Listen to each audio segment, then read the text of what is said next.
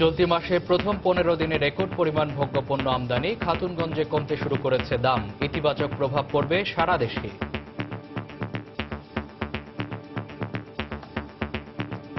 সরবরাহ বেশি এবং আন্তর্জাতিক বাজারে একটু কম, আর ঢাকার বাজারে একটু বেশি কম হওয়াতে চিটাগাং বাজারে একটু 15-20 টাকা প্রতি মনে কমেছে। চিনির দাম যথেষ্ট স্বাভাবিক আছে, তবে ঢাকার যে মিলগুলো ডেলিভারি সঠিক মতো দিত, তাহলে চিনির বাজার আরো অনেক কমে যাবে। রমজানের চাহিদার তুলনায় 15 থেকে 20% বেশি আমদানি। কোনোভাবেই কোনো সংকট থাকবার কোনো কারণ নেই। এটি যদি কেউ করে থাকে সেটি কৃত্রিম সংকট। নিশ্চয়ই ল এনফোর্সিং এজেন্সি এবং অন্যান্য যারা আছেন প্রশাসনের, তারা এই বিষয়গুলো দেখবেন। দেখছিলেন সময়ের বিশেষ শিরোনাম। দুপুরের সময়ের সঙ্গে আছি আমি মামুন আব্দুল্লাহ এবং আমি ফারজানা মুমু। এবার অন্যান্য শীর্ষ সংবাদ। দিন দিন সহিংস হয়ে উঠছে জঙ্গিরা। নিরাপত্তা ঝুঁকি বিবেচনায় গ্রেফতারের নজর পুলিশের। রাজনৈতিক মদদ বন্ধের তাগিদ নিরাপত্তা বিশ্লেষকদের। ঢাকার কেরানীগঞ্জ থেকে ইলেকট্রিশিয়ান পরিচয়ে অপহৃত 3 মাসের শিশুকে একই দিনে উদ্ধার করল র্যাব। অপহরণকারী আটক। রাস্তায় এখন থেকে নো পার্কিং সাইনবোর্ড লিখে রাখা যাবে না, সরিয়ে ফেলতে হবে 1 সপ্তাহের মধ্যেই, বললেন উত্তরের মেয়র। অপরিণত বয়সে জন্ম নেয়া ও জটিল রোগে আক্রান্ত শিশুর তুলনায় নিবিড় পরিচর্যা কেন্দ্র অনেক কম। আগামীতে বাড়ানোর পরিকল্পনা স্বাস্থ্য অধিদপ্তরের। এবং ত্রিদেশীয় সিরিজে আজ আয়ারল্যান্ডের বিপক্ষে মাঠে নামছে টাইগাররা।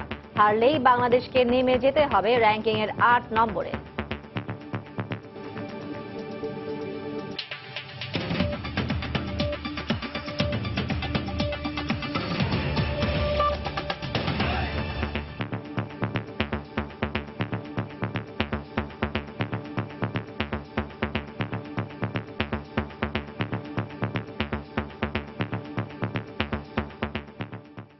অবশেষে দেশের প্রধান পাইকারি বাজার চট্টগ্রামের খাতুনগঞ্জে কমতে শুরু করেছে ভোগ্যপণ্যের দাম।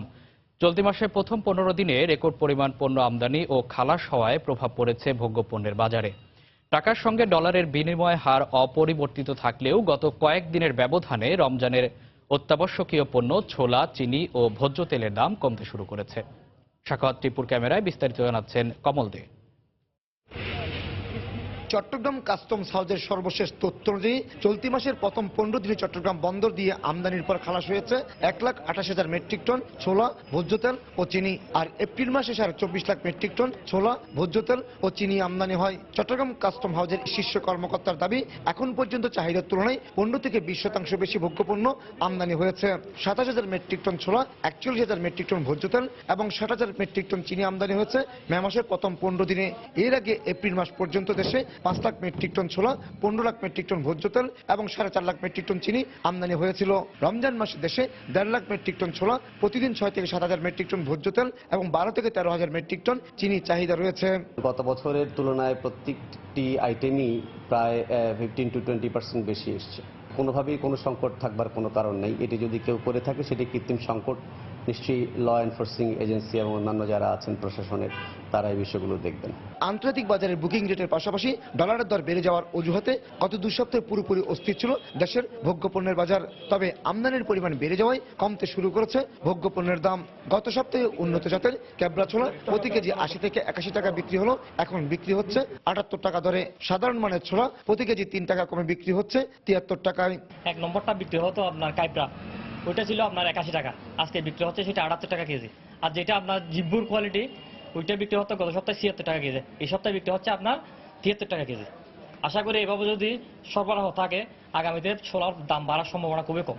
অন্যদিকে মন প্রতি 20 থেকে 40 টাকা কমেছে সব ধরনের ভোজ্য তেলের দাম। গত সপ্তাহে প্রতি মন সয়াবিন 3000 টাকায় বিক্রি হলো, এখন 2960 টাকা। পাম অয়েল 2610 টাকার পরিবর্তে 2580 টাকা এবং 2770 টাকা সুপার সয়াবিন বিক্রি হচ্ছে 2740 থেকে 50 টাকায়। সরবরাহ বেশি এবং আন্তর্জাতিক বাজারে একটু কম, আর ঢাকার বাজারে একটু বেশি কম হওয়াতে চিটাগাং বাজারে একটু 15-20 টাকা প্রতি মনে কমেছে। কমেছে চিনির দামও। 1 সপ্তাহের ব্যবধানে মন প্রতি চিনি 60 টাকা কমে বিক্রি হচ্ছে 2130 টাকা দরে। চিনির দাম যথেষ্ট স্বাভাবিক আছে, তবে ঢাকার যে মিলগুলো তারা সঠিক মতো ডেলিভারি দিচ্ছে না। যদি ডেলিভারি সঠিক মতো দিত, তাহলে চিনির বাজার আরো অনেক কমে যাবে। চট্টগ্রাম বন্দরে বর্তমানে 1,25,000 মেট্রিক টন চিনি নিয়ে 3টি এবং 45,000 মেট্রিক টন ভোজ্য তেল নিয়ে 2টি জাহাজ খালাসের অপেক্ষায় রয়েছে। কমল দে, সময় সংবাদ, চট্টগ্রাম। একের পর এক অভিযানেও থামানো যাচ্ছে না জঙ্গি তৎপরতা, বরং দিন দিন আরও সহিংস হয়ে উঠছে জঙ্গিরা। এ প্রেক্ষাপটে পুলিশ বলছে, নিরাপত্তা ঝুঁকি বিবেচনায় নিয়ে জঙ্গিদের নিরস্ত্র করা এবং গ্রেফতারের দিকে নজর দেওয়া হচ্ছে। জঙ্গিবাদ নিয়ন্ত্রণে জনসচেতনতার প্রত্যাশা পুলিশের। তবে নিরাপত্তা বিশ্লেষকরা বলছেন, জঙ্গিবাদ নির্মূল করতে হলে রাজনৈতিক মদদ বন্ধ করতে হবে। খান মোহাম্মদ রুমেলের রিপোর্ট।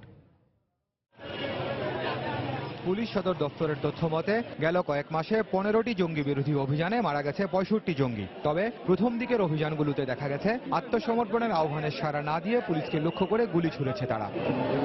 কিন্তু 24শে ডিসেম্বর আশকোনা অভিযানের সময় আত্মঘাতী হয় এক নারী। আর সিলেটে আতিয়া মহলে অভিযানের সময় দেখা গেছে মূল অভিযান স্থলের পাশে বোমা পুঁতে রেখে দৃষ্টি ভিন্ন দিকে নেয়ার কৌশল নেয় জঙ্গিরা। সবশেষ রাজশাহীর গোদাগাড়িতে আস্তানা থেকে বের হয়ে এসে এক ফায়ার সার্ভিস কর্মীকে কুপিয়ে হত্যা করে সশস্ত্র জঙ্গি সদস্যরা।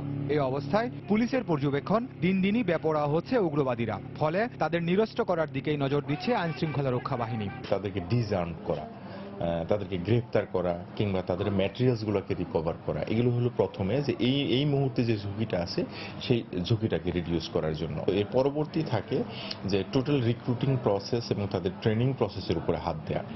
তো সেটা যখন কমপ্লিট হয়ে যায় তখন থাকে যে যে পদ্ধতিতে তারা সোসাইটিতে পেনিট্রেট করতেছে বা তারা ইনভাইট করতেছে সেই বিষয়গুলোর উপরে থিসিস দেয়া। জঙ্গি বিরোধী অভিযান অব্যাহত রাখার কোনো বিকল্প নেই মত দিয়ে নিরাপত্তা বিশ্লেষকরা বলছেন, শুধু আইন প্রয়োগ কিংবা সামাজিক সচেতনতার মাধ্যমে এটি নির্মূল করা সম্ভব নয়। তাদের মতে গেল কয়েক মাসে জঙ্গি বিরোধী নানা সচেতনতামূলক উদ্যোগ নেওয়া হয়েছে। সমাজের সব স্তরে গড়ে উঠেছে জঙ্গি বিরোধী জনমত, কিন্তু ঠেকানো যায়নি তাদের বিস্তার। আর তাই পরামর্শ, বন্ধ করতে হবে জঙ্গিদের পেছনের রাজনৈতিক মদদ। এই জঙ্গিবাদের নিজস্ব একটা আদর্শ আছে এবং সেই আদর্শের পিছনে রাজনৈতিক শক্তি কাজ করছে। সেই রাজনীতিকে আপনি বাতিল না করতে পারছেন বা সেই রাজনীতিকে আপনি বিদায় না করতে পারছেন, ততদিন পর্যন্ত এই জঙ্গি তৎপরতা চলতে থাকবে। তিনি আরো বলেন, জঙ্গিবাদ এখন কোনো দেশের সমস্যা নয়, বৈশ্বিক সমস্যা। তাই এটি মোকাবিলায় বন্ধুপ্রতিম দেশগুলোর সহায়তা নেওয়ার পরামর্শও তার। খান মোহাম্মদ রুমেল, সময় সংবাদ, ঢাকা। রাজধানীর কেরানীগঞ্জ থেকে 17 মে অপহৃত 3 মাসের শিশু কিনারা রহমান শিনকে উদ্ধার করেছে র্যাব। গ্রেপ্তার করা হয়েছে অপহরণকারী সুমনকে। সকালে সংবাদ সম্মেলনে র্যাব জানায়, ইলেকট্রিশিয়ান পরিচয়ে বুধবার রাতে শিনদের বাসায় যায় সুমন। এরপর সুযোগ বুঝে 3 মাসের শিশু শিনকে নিয়ে যায়, বাসা থেকে বের হয়ে যায়। পরে মুঠোফোনে 2 লাখ টাকা মুক্তিপণ দাবি করে। ঘটনার একদিন পর বৃহস্পতিবার শিনের বাবা র্যাবের কাছে অভিযোগ দেন। এরপর র্যাব অভিযান চালিয়ে গ্রেপ্তার করে অপহরণকারী সুমনকে। শিনকে উদ্ধার করে তার বাবা মায়ের কাছে ফেরত দেওয়া হয়েছে।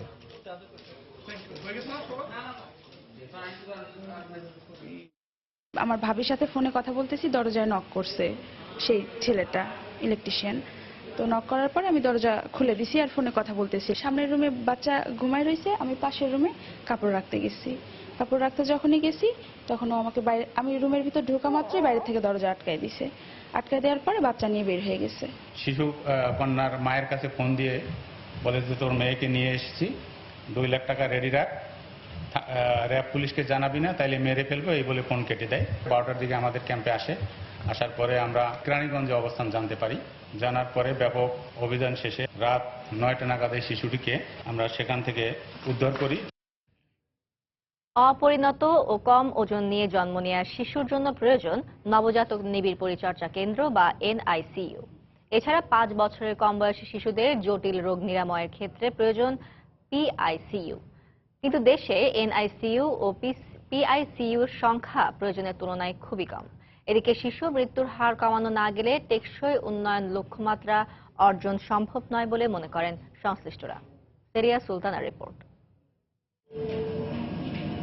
যে কোনো শিশুর ফুসফুসের সারফেক্টেন্স তৈরি হতে প্রয়োজন 34 সপ্তাহ, কিন্তু এই শিশুটি মায়ের গর্ভে আসার 7 মাস অর্থাৎ 28 সপ্তাহ পরই 500 গ্রাম ওজন নিয়ে আসে পৃথিবীতে। তাই ফুসফুসের ক্রিয়া চলমান রাখতে এখন কৃত্রিমভাবে দেয়া হচ্ছে লাইফ সাপোর্ট। এছাড়া খাওয়া দাওয়া আর পরিপাকতন্ত্র পুরোপুরি গঠন না হওয়ায় নির্দিষ্ট পরিমাণে টিউবে দেয়া হচ্ছে প্রয়োজনীয় পুষ্টি। ফলে কয়েকদিন আগে প্রথম চোখ খোলে সে। এভাবে গত 1.5 মাস ধরে এই এনআইসিইউতে বড় হয়ে উঠছে শিশুটি। পৃথিবীতে এসে যে সার্ভাইভ করবে, এদের লাং বলেন, লাং ম্যাচুরিটি, হার্ট ম্যাচুরিটি বা ওদের যে অন্ত্র যেটা দিয়ে খাওয়ার যে হজম হবে ওই জায়গাটাতে ম্যাচুরিটি, ওগুলা ওইভাবে ম্যাচুরিটি হয় না।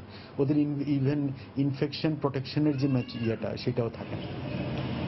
সাম্প্রতিক সময়ে গর্ভাবস্থায় জটিলতার কারণে স্বল্প ওজন ও নানা জটিলতা নিয়ে জন্ম নিচ্ছে অনেক শিশু। এসব শিশুর জন্য যে পরিমাণ নবজাতক নিবিড় পরিচর্যা কেন্দ্র প্রয়োজন তা খুবই অপ্রতুল। অন্যদিকে শিশুদের জটিল রোগ আরোগ্যে যেখানে পিআইসিইউ বা পেডিয়াট্রিক আইসিইউ প্রয়োজন, সেখানে বাংলাদেশে সরকারি পর্যায়ে কোনো পিআইসিইউ নেই। বেসরকারি পর্যায়ে আছে 2 থেকে 3টি। বাচ্চারা জন্মগ্রহণ করছে প্রায় অর্ধেকের বেশি গ্রামীণ গঞ্জে, যেখানে কোনো সেবা নেই। সেখানে একটা শিশু খুব অসুস্থ হয়ে গেলে তাকে আমরা যেখানে পরিচর্যার ব্যবস্থা আছে সেখানে আনতে হতো, সে চলে যাচ্ছে, মেরে যাচ্ছে, বা এসেও সঙ্গে সঙ্গে সে জায়গা পাচ্ছে না। শিশুদের জন্য এনআইসিইউ সেবা বাড়ানোর ক্ষেত্রে পরিকল্পনার কথা জানিয়েছে স্বাস্থ্য অধিদপ্তর। ন্যাশন ওয়াইড প্ল্যান আছে এনআইসিইউটা। 2022 সালের মধ্যে আমরা all kind of instrumental facilities সহ আমরা জেলা সদর হাসপাতালে অন্তপক্ষে 5টা থেকে 10টা করে বেড চালু করতে পারবো। প্রতি হাজারে বাংলাদেশে এখনো শিশু মৃত্যুর হার 20 থেকে 25 জন, যেখানে মধ্য আয়ের দেশে উন্নীত হতে এবং টেকসই উন্নয়ন লক্ষ্যমাত্রা অর্জনে শিশু মৃত্যুর হার কমিয়ে আনতে হবে অন্তত 5-এর নিচে। তাই স্বাস্থ্য খাতের এই অংশটির উন্নয়নের দিকে বাড়তি নজর দেওয়া প্রয়োজন বলে মনে করেন সংশ্লিষ্টরা। সেলিয়া সুলতানা, সময় সংবাদ, ঢাকা। দুপুরের সময় আরো থাকছে। কেরানীগঞ্জের একটি কমিউনিটি সেন্টার থেকে সমকামী সন্দেহে 27 জন আটক, নেশা জাতীয় দ্রব্য উদ্ধার, আটক করা হয়েছে সেন্টারের মালিককেও।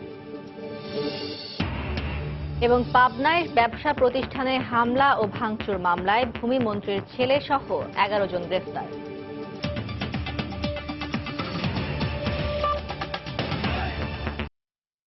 আগামীকালের বর্ধিত সভার মধ্য দিয়ে আওয়ামী লীগের জাতীয় নির্বাচনের সর্বাত্মক প্রস্তুতি শুরু করা হবে বলে জানিয়েছেন সাধারণ সম্পাদক ওবায়দুল কাদের।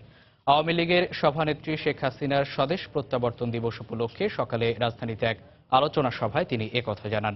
তিনি বলেন, আওয়ামী লীগে কোনো পরগাছা ঢুকতে দেওয়া হবে না। আগামীকালের যে বর্ধিত সভা, এই বর্ধিত সভা আমাদের নেত্রী রাষ্ট্রনায়ক শেখ হাসিনা দিক ও নির্দেশনামূলক বক্তব্য রাখবেন এবং এর মধ্য দিয়ে আমরা আগামী নির্বাচনের প্রস্তুতির সর্বাত্মক অগ্রযাত্রা শুরু করব। পরগাছা আগোছা যাতে দলে ঢুকতে না পারে এ ব্যাপারে আমি সকলের সহযোগিতা চাইছি, কারণ আমরা এর সদস্য সংগ্রহ অভিযানের মধ্য দিয়ে আওয়ামী লীগকে পরগাছা মুক্ত আমরা করতে চাই। দেশে আইনের শাসনকে দলীয় শাসনে পরিণত করা হয়েছে বলে মন্তব্য করে বিএনপির শীর্ষ নেতারা বলেছেন, এই সংকট নিরসনে বিচার বিভাগের স্বাধীনতা প্রতিষ্ঠার চেষ্টা করছেন প্রধান বিচারপতি। সরকার আইনের শাসন প্রতিষ্ঠা করতে চায় না বলেই প্রধান বিচারপতির এ উদ্যোগের বিরোধিতা করছে। বিচার বিভাগের স্বাধীনতা নেই বলেই আইনের শাসন প্রতিষ্ঠিত হচ্ছে না বলেও মন্তব্য করেন তারা। প্রধান বিচারপতি যখন এই অন্যায়ের বিরুদ্ধে, এই হস্তক্ষেপের বিরুদ্ধে কথা বলেন, তখন তাদের গায়ে জ্বালা ধরে যায়। ওনারা এতই ধোয়া তুলসী পাতা, ওনাদের মন্ত্রী দণ্ডপ্রাপ্ত হলেও বহাল তবিয়তে মন্ত্রিত্ব করতে পারেন। এখন যেটা হয়, আইনের শাসন মানে হলো দলীয় শাসন। আমাদের বর্তমান যে প্রধান বিচারপতি, তার প্রশংসা করতে হয়। তিনি চেষ্টা করছেন বিচার বিভাগের স্বাধীনতা থেকে আপনার শক্তি তারভাবে প্রতিষ্ঠা করার জন্য। তার এই প্রচেষ্টা সফল হোক, এটাই আমরা চাই। বিএনপির আইনের শাসন প্রতিষ্ঠার প্রতিশ্রুতিকে লজ্জাজনক বলে মন্তব্য করেছেন আওয়ামী লীগের সভাপতিমণ্ডলীর সদস্য ও স্বাস্থ্যমন্ত্রী মোহাম্মদ নাসিম। দুপুরে রাজধানীর ডিপ্লোমা ইঞ্জিনিয়ার্স ইনস্টিটিউশন মিলনায়তনে বাংলাদেশ জনতা পার্টির বার্ষিক কাউন্সিলে এ মন্তব্য করেন তিনি। প্রকাশ্য দিবালোকে ঢাকায় বঙ্গকন্যা হত্যা করতে গিয়ে 24 জন মানুষ হত্যা করেছিলেন সেদিন। বিচার তো দূরের কথা, আপনারা খালেদা ক্ষমতায় ছিলেন, তদন্ত পর্যন্ত করেন নাই। তজ মিয়ার নাম সাজিয়ে এসেছিলেন। কিবরিয়া হত্যা হয়েছিল, বিচার করেন নাই। আহসান মাস্টার হত্যা হয়েছে, বিচার করেন নাই। এমনকি লজ্জা হওয়া উচিত আপনাদের, আপনার স্বামী জিয়াউর রহমানের বিচার পর্যন্ত আপনি করেন নাই, হত্যার বিচার আপনি করেন নাই, খালেদা জিয়া নিজের স্বামীর হত্যার বিচার আপনি করেন নাই। আপনার আইনের স্বাধীনের কথা আছে বলেন। দেখছেন দুপুরের সময়। দুরন্ত বাইসাইকেল, উড়ে চলো দুরন্ত গতিতে। এখন থেকে রাস্তায় নো পার্কিং লিখে কোনো ধরনের সাইনবোর্ড রাখা যাবে না বলে জানিয়েছেন ঢাকা উত্তর সিটি কর্পোরেশনের মেয়র আনিসুল হক। তিনি বলেন, যারা এই ধরনের সাইনবোর্ড রেখেছেন তাদের 1 সপ্তাহের মধ্যে সরিয়ে ফেলতে হবে। সকালে বুয়েটের সেন্ট্রাল অডিটোরিয়ামে এক অনুষ্ঠানে তিনি এই বক্তব্য রাখেন। মেয়র বলেন, 2019 সালের জুনের মধ্যে শহরকে সুন্দর ও নিরাপদ করতে কাজ করছে উত্তর সিটি কর্পোরেশন। পাবলিকের কোন রাস্তার উপরে আপনাদের কোনো নো পার্কিং দেখতে চাই না। Just 1 week time. সাধারণ মানুষের রাস্তা সাধারণ মানুষের থাকবে। 2019 জুনের মধ্যে আমরা ঢাকা নর্থ সিটি কর্পোরেশনে কোনো ড্রেন, কোনো রাস্তা, lighting, LED lighting, security, CC camera security, ভালো ফুটপাথ, গ্রিন ঢাকা, অনেক বলতে পারবো, আমি বলছি না, শুধু সামারি করছি। গ্রিন ঢাকা করা, সেটিকে গাছ লাগানো, সেটিকে ছাদে গাছ লাগানো, সেটিকে রাস্তায় গাছ লাগানো, সমস্ত কাজ আমরা হাতে নিয়েছি। কেরানীগঞ্জের একটি কমিউনিটি সেন্টার থেকে সমকামী সন্দেহে 28 জনকে আটক করেছে র্যাব। উদ্ধার করা হয়েছে বিভিন্ন ধরনের মাদকদ্রব্য। র্যাব জানায়, গতরাতে কেরানীগঞ্জের ছায়ানীর কমিউনিটি সেন্টারে অভিযান চালিয়ে 20 জেলার 28 জনকে আটক করা হয়। এদের মধ্যে একজন ছায়ানীর কমিউনিটি সেন্টারের ব্যবস্থাপক। প্রাথমিক জিজ্ঞাসাবাদে এরা নিজেদের সমকামী বলে স্বীকার করে। তারা জানায়, ফেসবুকের মাধ্যমে তাদের যোগাযোগ। প্রতি 2 মাস অন্তর চাঁদা তুলে এই কমিউনিটি সেন্টারটি ভাড়া নেয় তারা।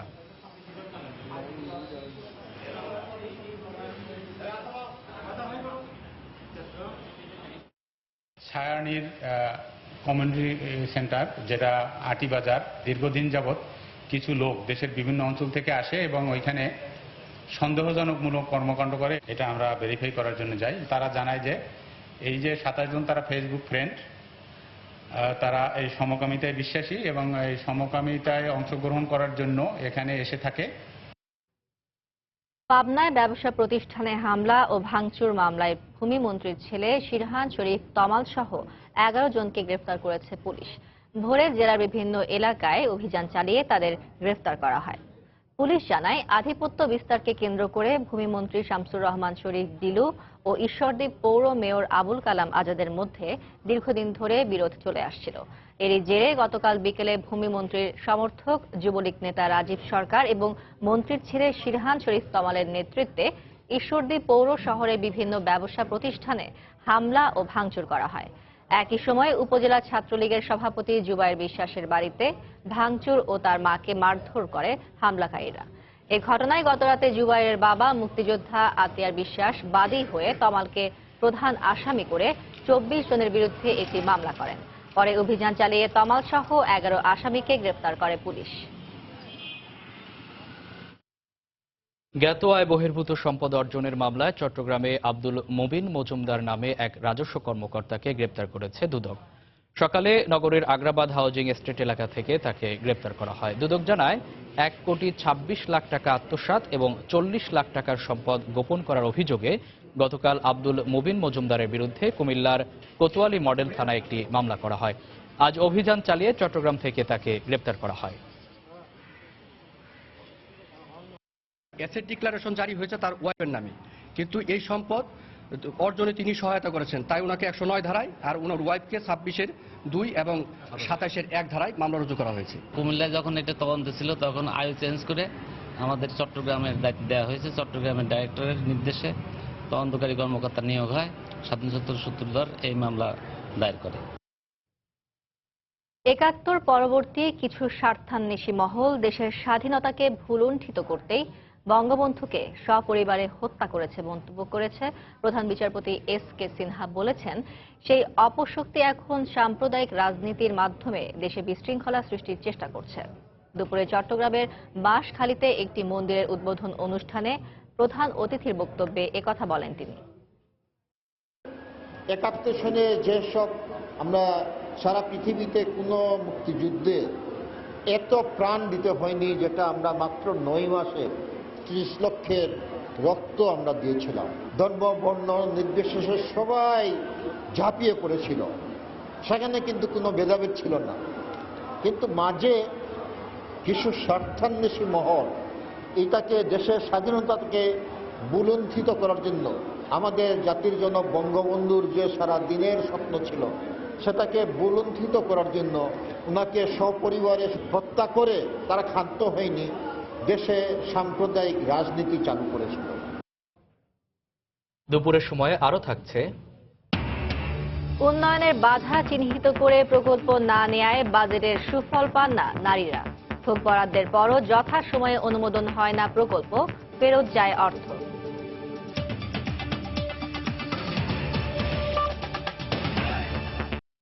পরিবেশ বাঁচিয়ে যে উন্নয়ন, সেটাই সত্যিকারের অর্থে টেকসই উন্নয়ন বলে মন্তব্য করেছেন তথ্যমন্ত্রী হাসানুল হক ইনু। সকালে রাজধানীর চলচ্চিত্র ও প্রকাশনা অধিদপ্তরের নবারুণ পরিবেশ সম্মেলনে একথা বলেন তিনি। উপস্থিত শিশু কিশোরদের গাছ লাগাতে উদ্বুদ্ধ করা সহ পশু পাখিদের প্রতি সদয় হবার পরামর্শ দেন মন্ত্রী। ঘর বাড়ি চাকরি বাকরি তো বানাতেই থাকবো, কিন্তু আমাদের এই উন্নয়নটা পরিবেশকে রক্ষা করে, অর্থাৎ পরিবেশকে বাঁচিয়ে উন্নয়ন করতে হবে, সেটাই টেকসই উন্নয়ন। সুতরাং আমরা প্রতিজ্ঞা করব, পরিবেশও বাঁচাবো, উন্নয়নও করব, অপচয় করব না, উন্নয়নও করব। এবং আমরা যখন স্কুলে যাব, আমাদের পাঠ্যসূচিতে অবশ্যই পরিবেশের সম্পর্কে 2-1টা কথা থাকবে। 5 বছর ধরে জাতীয় বাজেটের সঙ্গে আলাদাভাবে জেন্ডার বাজেট পেশ করছে সরকার। অর্থনীতিবিদ ও নারী উদ্যোক্তাদের মতে, নারীর অর্থনৈতিক উন্নয়নের বাধাগুলো চিহ্নিত করে প্রকল্প না নেয়ায় এই বাজেটের সুফল পাওয়া যাচ্ছে না।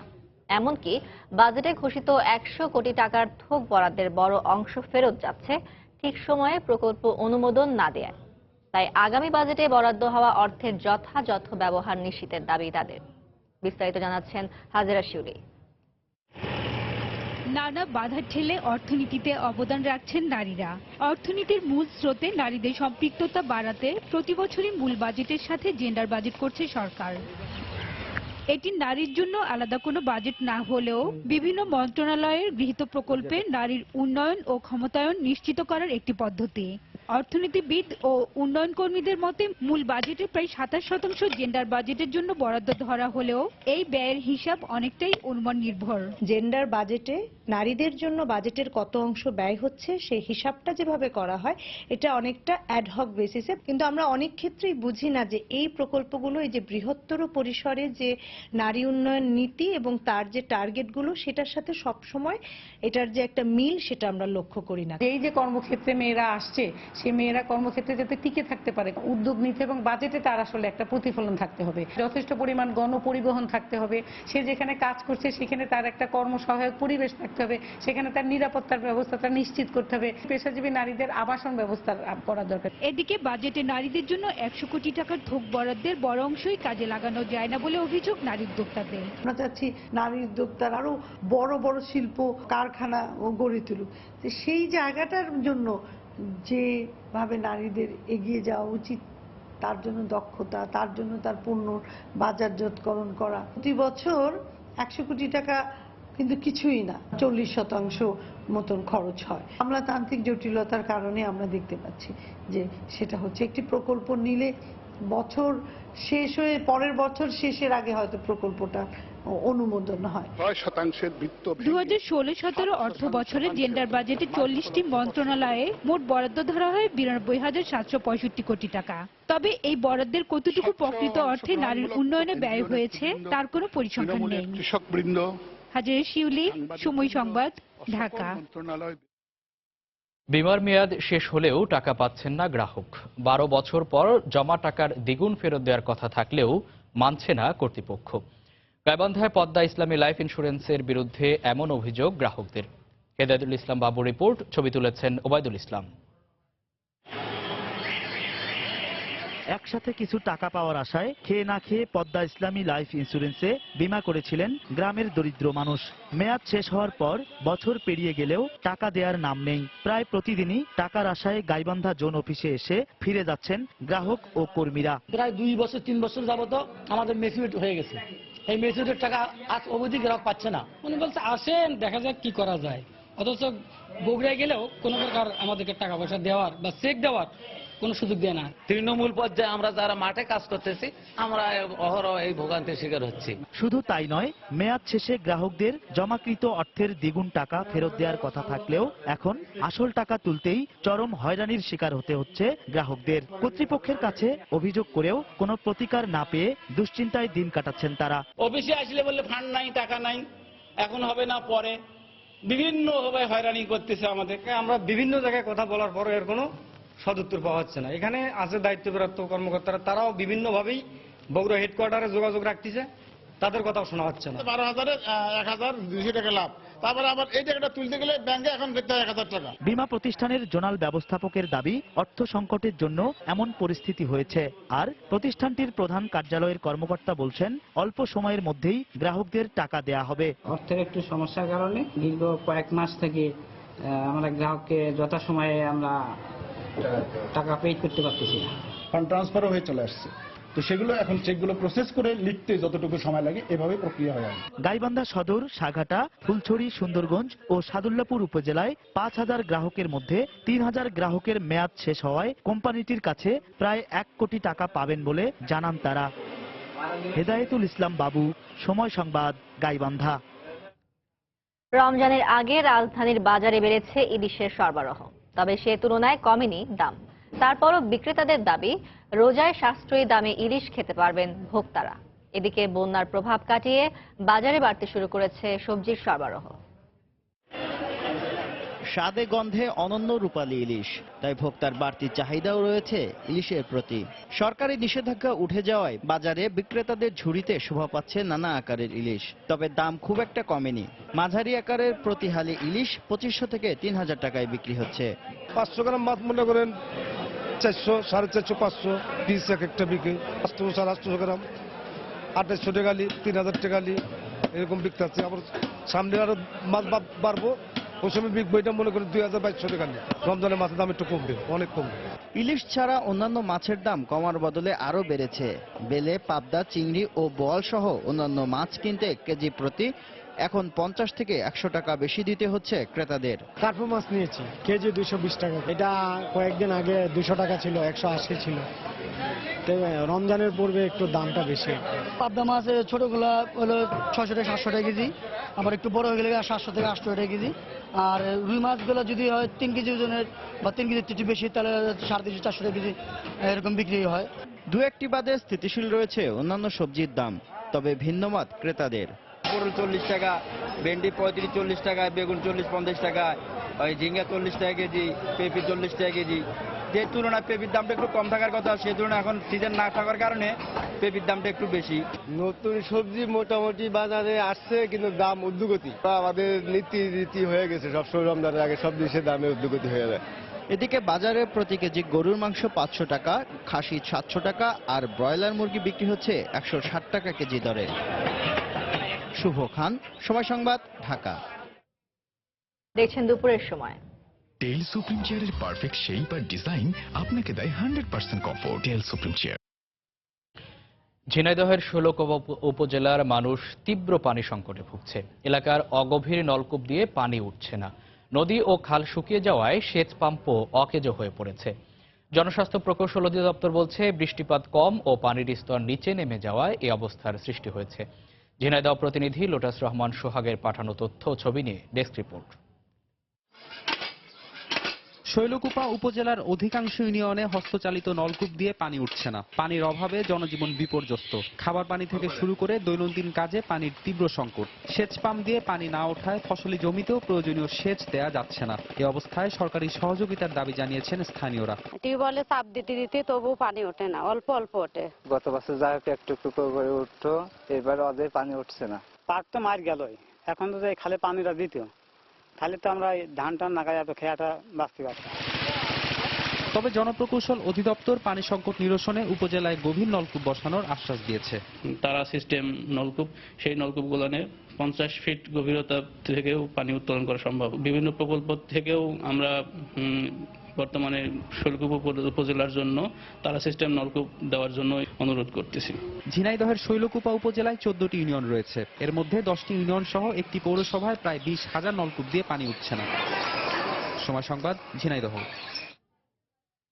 আধিপত্য বিস্তারকে কেন্দ্র করে নরসিংদীর রায়পুরায় ক্ষমতাসীন আওয়ামী লীগের দুই নেতার সমর্থকদের মধ্যে দফায় দফায় সংঘর্ষে গত 1 মাসে মারা গেছেন 4 জন, আহত হয়েছেন শতাধিক। অগ্নিসংযোগ ও ভাঙচুর করা হয়েছে 3 শতাধিক বসতঘর। এই ঘটনায় পাল্টাপাল্টি মামলা হলেও অভিযুক্ত দুই নেতা ধরাছোঁয়ার বাইরে রয়েছে। আশিকুর রহমান পিয়ালের পাঠানো তথ্য ও ছবি নিয়ে ডেস্ক রিপোর্ট। গত 1 মাসে রাজনৈতিক সহিংসতায় নরসিংদীর রায়পুরা উপজেলার বাঁশগাড়ি ইউনিয়নে 3 শতাধিক বসতঘর পুড়ে ছাই হয়ে গেছে। এতে খোলা আকাশের নিচে দিন কাটাচ্ছেন সহস্রাধিক মানুষ। ক্ষমতার দ্বন্দ্বে ইউনিয়ন আওয়ামী লীগের সভাপতি ও সাবেক চেয়ারম্যান হাফিজুর রহমান সাহেব এবং উপজেলা আওয়ামী লীগের সদস্য ও বর্তমান চেয়ারম্যান সিরাজুল হকের সমর্থকদের মধ্যে বিভিন্ন সময় কয়েক দফায় সংঘর্ষ হয়। সংঘর্ষে 4 জন নিহত ও শতাধিক গ্রামবাসী আহত হন। পাল্টাপাল্টি 12টি মামলায় গ্রেফতার আতঙ্কে রয়েছে 7 গ্রামের মানুষ। দুই চেয়ারম্যান দ্বন্দ্ব ঝগড়া হইতেছে। পুলিশ মনে করেন যদি ইচ্ছা করে তাহলে মনে শান্তিতে মনে করেন থাকতে পারবো। বাড়ি নাই, ঘর নাই, কোনো বলতে কোনো নাই, চোখের দান আনতারি না, অশান্তির কোনো অভাব না। আমরা কাপড় নাই কিনতাম, ভাত নাই খাইতাম। ক্ষয়ক্ষতিতে আমরা অনেক নিরীহ মানুষ যারা আছে তারা অনেক সমস্যাতে আছি। এখন আমরা এই যে শান্তি চাই। যার যার পথে ভাগ্য থাকে, কেউ পুলিশের ডরে, কেউ জায়গা বাড়ির ঘর ছাইড়া দিয়া এই পরিস্থিতি। তবে সংঘর্ষ পরবর্তী পরিস্থিতি নিয়ন্ত্রণে টহল অব্যাহত রয়েছে বলে জানিয়েছে জেলা পুলিশ। তারা ঢাকায় বা বিভিন্ন জায়গাতে অবস্থান করে, তারা এলাকায় আসেও না। এলাকার নিরীহ সাধারণ মানুষকে তারা প্রভাবিত করে এই ঘটনাগুলো ঘটায়। নিরীহ লোকগুলাই মারামারি করে, তারাই আহত হয়, তাদের বাড়িঘর ভাঙচুর হয়ে ক্ষতিগ্রস্ত হয়। বাট মূল যারা হোতা তারা ধরাছোঁয়ার বাইরে ঢাকাতে অবস্থান করে। উপজেলা আওয়ামী লীগের সভাপতি জানান, অভিযুক্ত দুই নেতার দ্বন্দ্ব নিরসনে দলীয়ভাবে চেষ্টা করা হচ্ছে। যেহেতু একেবারেই আমাদের নিজস্ব দলীয় ভুক্ত সদস্য, তারা এখানে ফয়সালা করার জন্য, একটি শান্তিপূর্ণ সমাধান দেওয়ার জন্য, আবশ্যক অংশ করার জন্য আমরা বিভিন্নভাবে চিন্তা ভাবনা করে যাচ্ছি। অচিরেই আমরা এইভাবে একটা বাস্তব পদক্ষেপ নেব। বাঁশগাড়ি ইউনিয়নে অনির্দিষ্টকালের জন্য 144 ধারা জারি করেছে উপজেলা প্রশাসন। সময় সংবাদ, নরসিংদী। বাগেরহাটের চিতলমারীতে কলেজ ছাত্রীর বাবাকে কুপিয়ে আহত করার ঘটনায় মুজিব শেখকে প্রধান আসামি করে 16 জনের বিরুদ্ধে একটি মামলা করা হয়েছে। গতরাতে কলেজ ছাত্রী বাদী হয়ে চিতলমারী থানায় এ মামলা করেন। তবে এখনো পর্যন্ত কোনো আসামিকে গ্রেপ্তার করতে পারেনি পুলিশ। গতকাল সকালে উপজেলার মাইজোড়া গ্রামে কলেজ ছাত্রীর বাবাকে কুপিয়ে আহত করে ভ্রাম্যমাণ আদালতে সাজাপ্রাপ্ত আসামি মুজিবুর শেখ ও তার সহযোগীরা। গুরুতর আহত অবস্থায় মেয়েটির বাবাকে উদ্ধার করে স্থানীয় স্বাস্থ্য কমপ্লেক্সে ভর্তি করা হয়। পরে উন্নত চিকিৎসার জন্য তাকে খুলনা মেডিকেল কলেজ হাসপাতালে পাঠানো হয়।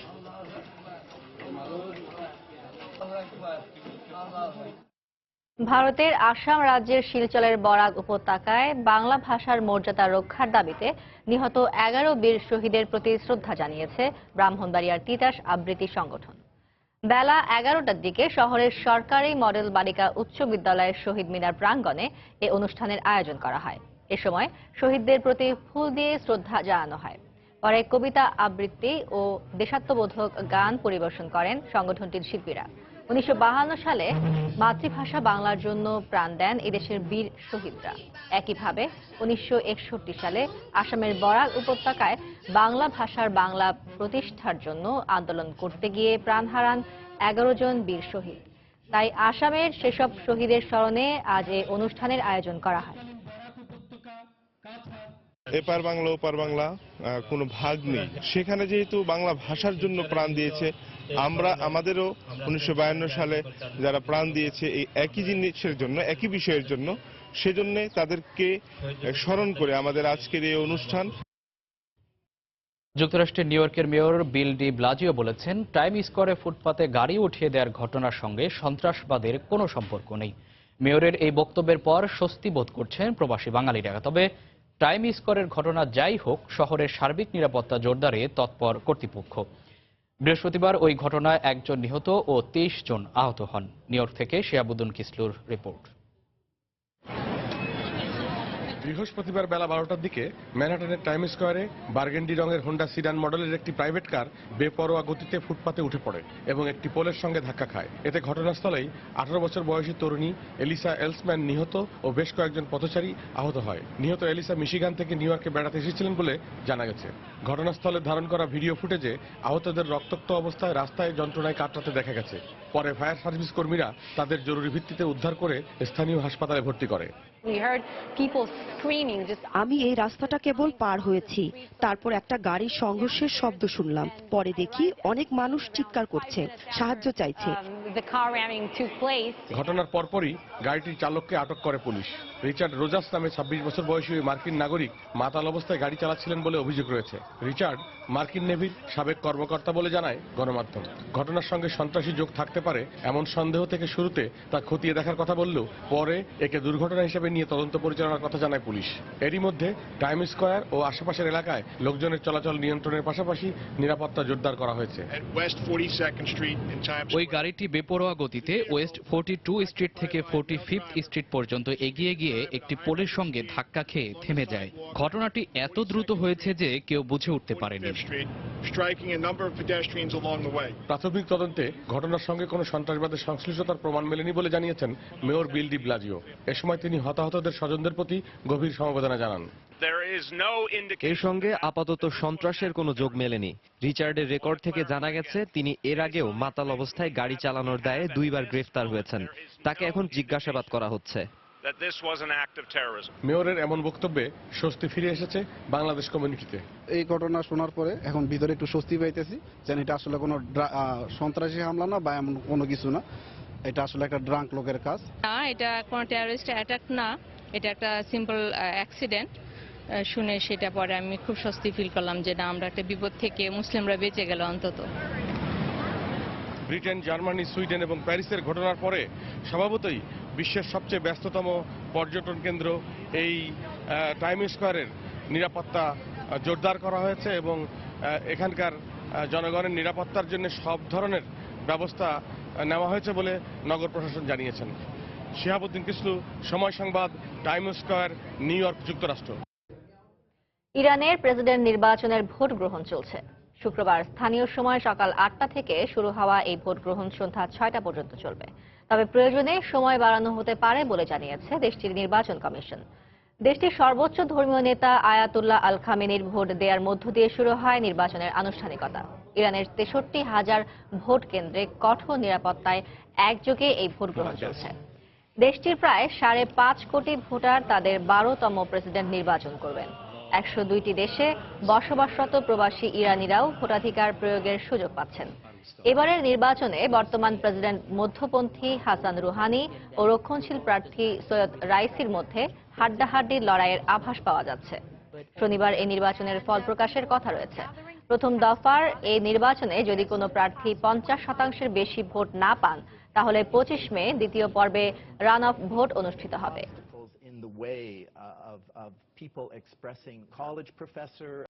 আসরে প্রথম হারের তিক্ততা পেল গাজী গ্রুপ ক্রিকেটার্স। কলাবাগান ক্রীড়া চক্রের কাছে 127 রানের বিশাল ব্যবধানে হেরেছে নাদিফ চৌধুরীর দল।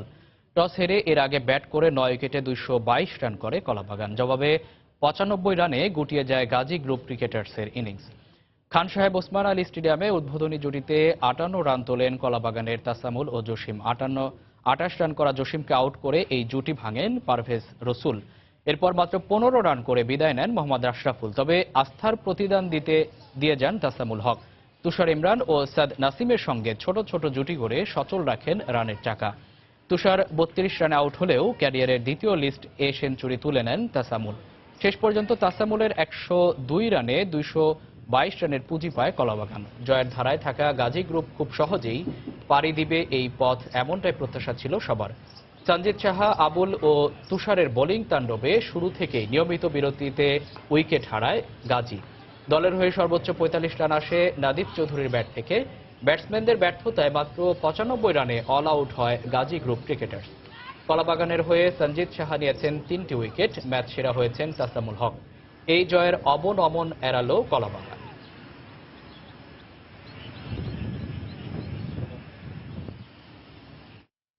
দুপুরের সময় এই পর্যায়ে শীর্ষ সংবাদ জানিয়ে দিচ্ছি আরেকবার। 15 দিনে রেকর্ড পরিমাণ ভোগ্য পণ্য আমদানি। চট্টগ্রামের খাতুনগঞ্জে কমতে শুরু করেছে রমজানের অত্যাবশ্যকীয় পণ্যের দাম। ইতিবাচক প্রভাব পড়বে সারা দেশেও। দিন দিন সহিংস হয়ে উঠছে জঙ্গিরা। নিরাপত্তা ঝুঁকি বিবেচনায় গ্রেফতারে নজর পুলিশের। রাজনৈতিক মদদ বন্ধের তাগিদ নিরাপত্তা বিশ্লেষকদের। ঢাকার কেরানীগঞ্জ থেকে ইলেকট্রিশিয়ান পরিচয় অপহৃত 3 মাসের শিশুকে একই দিনে উদ্ধার করল র্যাব। অপহরণকারী আটক। রাস্তায় এখন থেকে নো পার্কিং সাইনবোর্ড লিখে রাখা যাবে না, সরিয়ে ফেলতে হবে 1 সপ্তাহের মধ্যেই, বললেন উত্তরের মেয়র। এবং ত্রিদেশীয় সিরিজে আজ আয়ারল্যান্ডের বিপক্ষে মাঠে নামছে টাইগাররা। হারলেই বাংলাদেশকে নেমে যেতে হবে র্যাঙ্কিংয়ের 8 নম্বরে।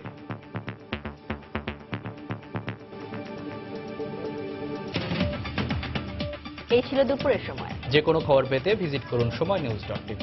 সঙ্গে থাকুন সময়।